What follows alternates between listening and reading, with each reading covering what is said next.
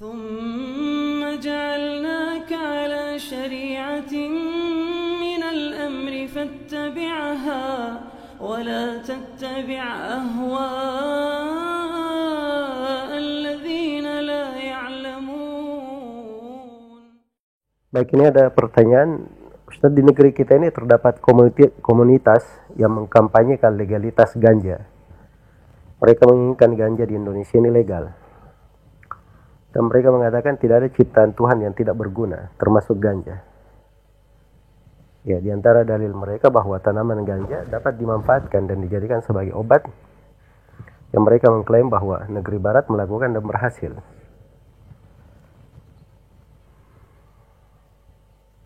Ya, dan seterusnya ya dari pertanyaannya. Ini sebenarnya muncul dari orang-orang yang melampaui batas, dari sebagian manusia yang ditunggangi oleh syaitan. Kalau mengatakan bahwa semuanya bisa dimanfaatkan, ya betul, kalau itu dipakai untuk hal yang bermanfaat dan tidak dilarang oleh agama, itu nggak ada masalah. Tetapi tidak setiap yang bermanfaat itu dibolehkan. Karena itu manfaat terbagi dua di dalam agama. Ada manfaat yang dibolehkan dan ada manfaat yang diharamkan. Karena itu riba itu bentuk manfaat, tapi itu adalah haram. Karena hakikatnya adalah kezaliman. Sama dengan ganja. Walaupun ada dari sudut manfaat kecil, itu tidak bisa dihitung dengan bahayanya yang besar. Iya. Karena itu orang-orang yang mengkampanyekan tentang legalitas ganja ini dari orang-orang yang dangkal pemahamannya, pendek akalnya. Andai kata akalnya itu sehat, dia akan melihat dampak negatif ganja ini terhadap masyarakat, terhadap perekonomian, terhadap kejiwaan, terhadap kemanusiaan. Dan dimaklumi bahwa negara-negara yang terpuruk, orang-orang yang paling banyak pengangguran, itu biasanya orang yang play dengan ganja yang seperti ini. Dan sebagian negara apabila ingin diserang, dari masa dahulu itu dikenal, diberi saja ganja ke penduduknya. Begitu sudah play, tidak ada semangat kerja, maka gampang untuk ditaklukkan. Maka ini orang-orang yang seperti ini ingin merusak di dalam negeri. Iya, ingin berbuat kerusakan. Maka pada orang-orang yang kadang niatnya ada niat baik, kadang pada sebagian manusia, nah itu didoakan supaya didapat hidayah. Daripada orang-orang yang ingin berbuat kerusakan di negeri ini, ya kita mendoakannya semoga Allah Subhanahu wa taala menyelamatkan kita dari perbuatan tangan orang-orang yang seperti ini. Semoga Allah Subhanahu wa taala memberi taufik kepada semuanya. Wallahu taala alam. Nah, kita ada yang bertanya, apakah boleh seorang imam sholat tarawih yang belum cukup hafalan surahnya membuka Al-Quran pada saat dia menjadi imam? Nah, ini pertanyaan banyak ditanyakan ya sekarang karena pada sholat di rumah semua, jadi banyak yang menjadi imam mendadak. Ya, biasanya jadi makmum saja, Masya Allah, ke masjid, sholat di masjid sebagai makmum, sekarang menjadi imam. Ya, ingin membaca bacaan, kadang dia tidak pede karena hafalannya tidak banyak. Apakah boleh membaca dari mushaf? Jawabannya boleh saja.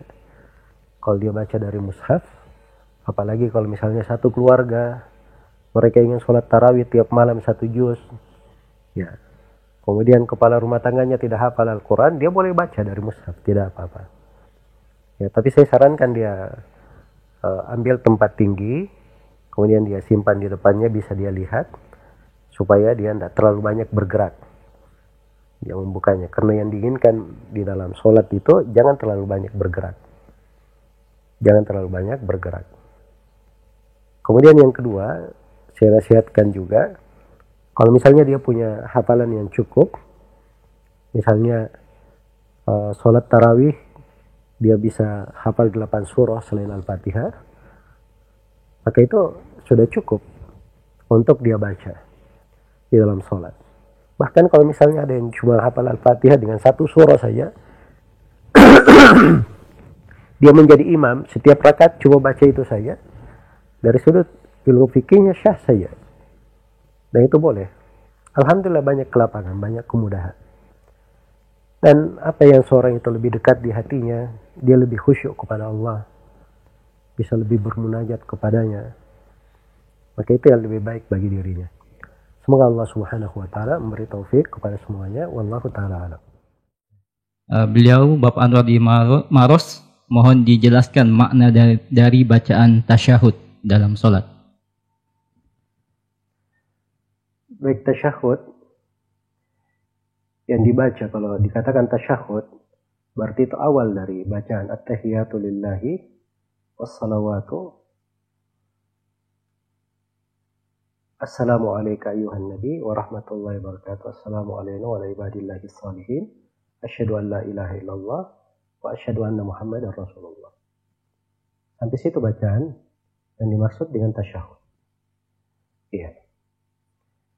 At-tahiyat itu adalah tahiyat yang pujian, sanjungan yang diberikan untuk Allah. Demikian pula salawat untuk Allah Subhanahu wa taala. Kemudian dia memberi salam kepada Nabi dan kepada hamba-hambanya yang salih. Iya. Dan ini memang teksnya seperti itu diajarkan dan berlaku hingga setelah Nabi Shallallahu Alaihi Wasallam meninggal, karena Rasulullah Shallallahu Alaihi Wasallam mengajarkannya seperti itu, dan Umar bin Khattab membaca teks tasyahud dengan assalamu alayka ayyuhan nabi itu di atas mimbar dan didengar oleh para sahabat, tidak ada yang mengingkarinya, menunjukkan hal tersebut masih berlaku. Iya. Maka hikmahnya, karena orang yang berselawat itu ketika dia berselawat kepada Nabi, memberi salam kepada Nabi, itu dari keutamaan yang besar, seakan-akan dia berselawat langsung. Sampai di sebagian riwayat diterangkan itu seperti Nabi dikembalikan ruh kepada dirinya, lalu dia menjawab selawat tersebut. Kemudian dia bersyahadat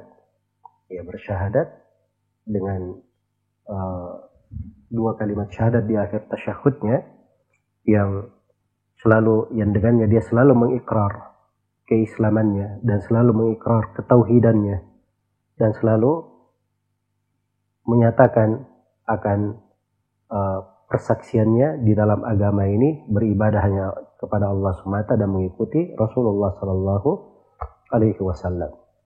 Baik, itu secara ringkas hal yang saya terangkan terkait dengan tasyahud. Wallahu ta'ala alam.